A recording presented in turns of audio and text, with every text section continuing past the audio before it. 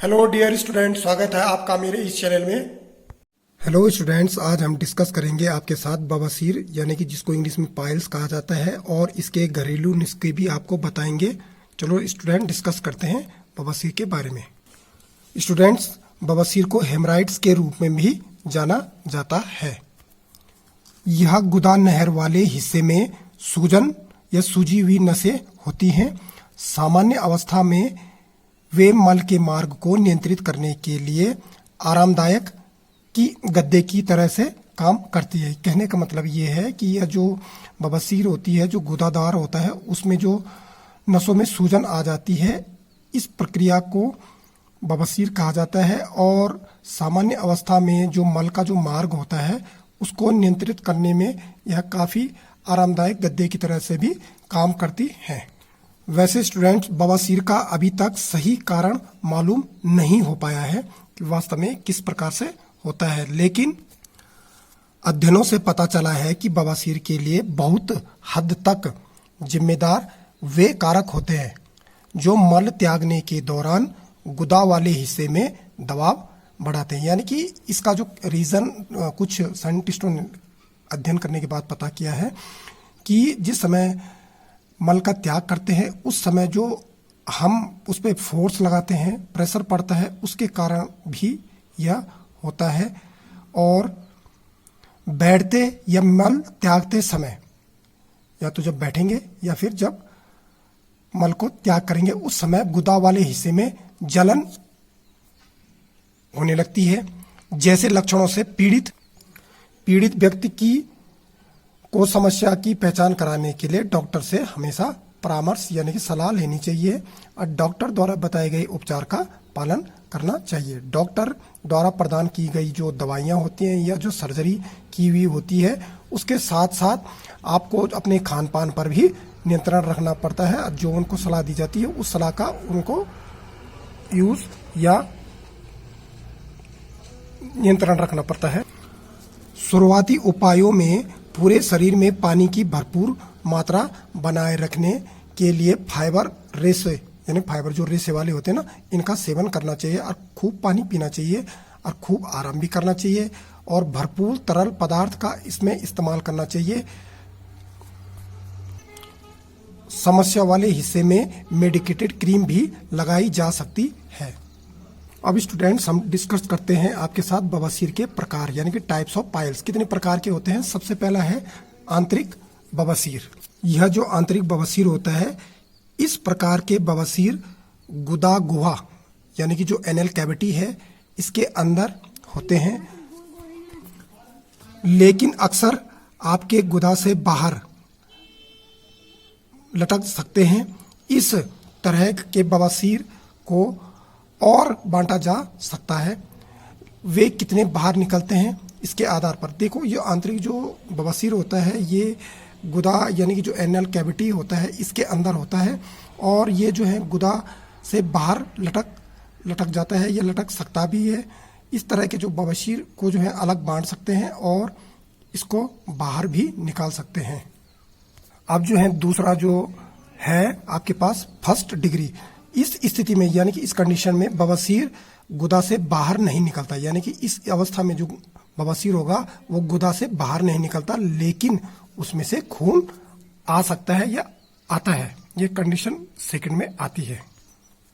तीसरे नंबर पे है सेकंड डिग्री। सेकंड डिग्री क्या है इसके जानते हैं। यह मल त्याग के दौरान, जब मल त्यागते हैं ना, उस समय बाहर आ जाता है, लेकिन बाद में अंदर पुनः चला जाता है। ये है सेकंड डिग्री। चौथा है थर्ड डिग्री। यह क्या होता है? देखिए, यह कभी कभी बाहर आता है, लेकिन अगर इसे आप धीरे से धक्का देंगे तो यह अंदर भी चला जाता है। यानी कि आपके पास ये बाहर तो आता है, लेकिन जैसे आप इसको पुश करेंगे तो ये अंदर भी चले जाएगा। इसको बोलते हैं थर्ड डिग्री बवासीर। अब पांचवें नंबर पर है फोर्थ डिग्री बवासीर। ये वास्तव में होता क्या है? वे आंशिक रूप से आपकी गुहा से, जो गुहा होती है या गुदा होता है, उससे बाहर हो जाते हैं और उन्हें अंदर नहीं धकेला जा सकता। यानी कि ये कुछ अंश बाहर रहेगा, लेकिन आप उसको प्रेस करेंगे तो अंदर ये नहीं जाएगा।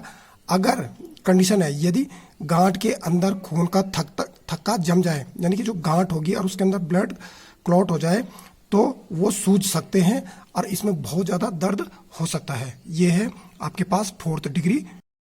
अब यहाँ पे देखिए 6ठे नंबर पर है बाहरी बवासीर।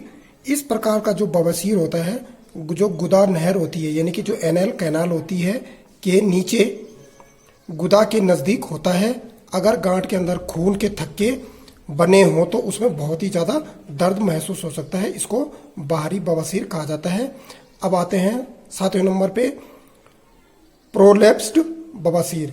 ये क्या होता है, ये देखिए आप, आंतरिक और बाहरी बवासीर दोनों ही आगे की ओर बढ़ सकते हैं। कहने का मतलब ये जो प्रोलैप्स्ड जो बवासीर है ये आंतरिक और बाहरी दोनों प्रकार का होता है। दोनों ही आगे की ओर बढ़ते हैं, यानी अंदर वाला अंदर की तरफ, बाहर वाला बाहर की तरफ, जिसका मतलब है कि वह गुदा के बाहर फैलते हैं और उसमें उभार बन जाता है और इन बवासीरों से खून निकल सकता है, निकलता है। बहुत ही ज़्यादा इसमें दर्द महसूस हो सकता है। ये है 7वें नंबर का, ये आपने देखे बवासीर के प्रकार। अब देखते हैं बवासीर के लक्षण यानी कि सिम्टम्स ऑफ पाइल्स। यदि किसी को पाइल्स हो जाता है तो उसमें किस प्रकार के सिम्टम्स दिखाई देते हैं। सबसे पहला है गुदा वाले हिस्से में खुजली होती है, यानी जो गुदा वाला हिस्सा होता है, पोर्शन होता है, उसमें खुजली होनी शुरू हो जाती है। दूसरा, गुदे वाले हिस्से में दर्द खासकर लंबे समय तक बैठे रहने पर होता है, यानी कि लंबे समय तक जैसे ही बैठेगा उसको काफ़ी दर्द महसूस होगा।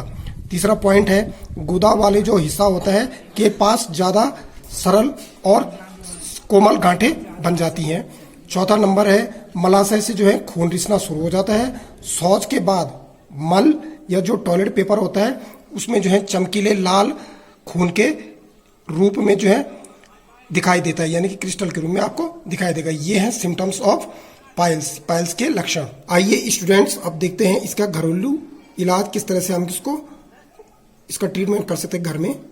सबसे पहले हम नारियल का तेल का यूज करेंगे। जो नारियल का तेल होता है इसमें मजबूत एंटी इन्फ्लामेटरी यानी कि सूजन मिटाने वाले गुण पाए जाते हैं जो त्वचा लाल होने या सूजन को कम कर सकते हैं। इनको कम करने में बहुत ज़्यादा सहायक होते हैं।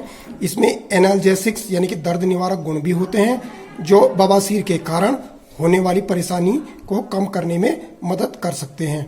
इसमें एंटीबैक्टीरियल यानी कि जो जीवाणु होते हैं उनको मारने वाले गुण भी होते हैं जो बवासीर के लक्षणों को कम करने में मदद करते हैं। तो यानी कि नारियल का तेल इसमें काफ़ी सहायक होता है। इसमें एक तो एंटी इन्फ्लामेटरी, दूसरा एनाल्जेसिक्स और तीसरा एंटीवायरल बैक्टीरियल जो है लक्षण होने के कारण काफ़ी आराम प्रदान करता है। दूसरा है व्यायाम। व्यायाम क्या है, बवासीर के जो लक्षणों को असरदार तरीके से मैनेजमेंट यानी कि प्रबंधित करने के लिए घर पर व्यायाम करना एक शानदार उपाय हो सकता है।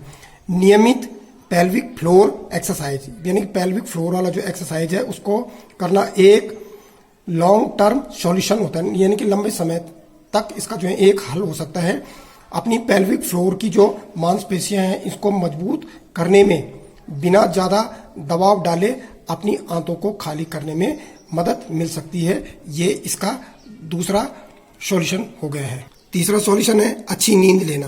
रात में भरपूर नींद लेने से भी पाचन स्वास्थ्य अच्छा बनाए रखने में मदद मिलती है, यानी कि नींद हमको अच्छी लेनी है, उससे जो है हमारा पाचन का जो प्रोसेस होगा वो अच्छे ढंग से होगा और हम स्वस्थ हो जाएंगे।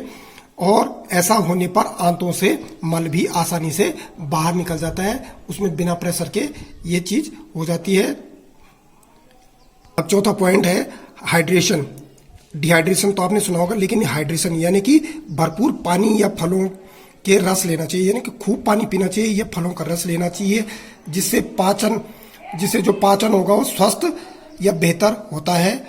और जितना ज़्यादा पानी हम यूज़ करेंगे, पिएंगे, उससे मल त्याग के दौरान उस पर दबाव नहीं पड़ता। जब दबाव नहीं पड़ता है तो ये बवासीर की जो प्रॉब्लम है जल्दी सॉर्ट आउट होने की प्रोसेस हो जाती है। लेकिन यदि आप इन घरेलू नुस्खों से भी यदि आपको राहत नहीं मिलती है तो आपको डॉक्टर के पास जरूर जाना ही जाना चाहिए। आई होप स्टूडेंट्स आपको यह पाइल्स यानी कि जो बवासीर की एक आम समस्या है इसको हल करने के लिए यह एक अच्छी वीडियो आपके पास प्रस्तुत की गई है। यदि आपको सही लगे तो लाइक, शेयर, सब्सक्राइब, कमेंट करना ना भूलें। मिलते हैं आपको स्टूडेंट्स एक नई वीडियो में किसी नए टॉपिक के साथ। Thanks for watching this one.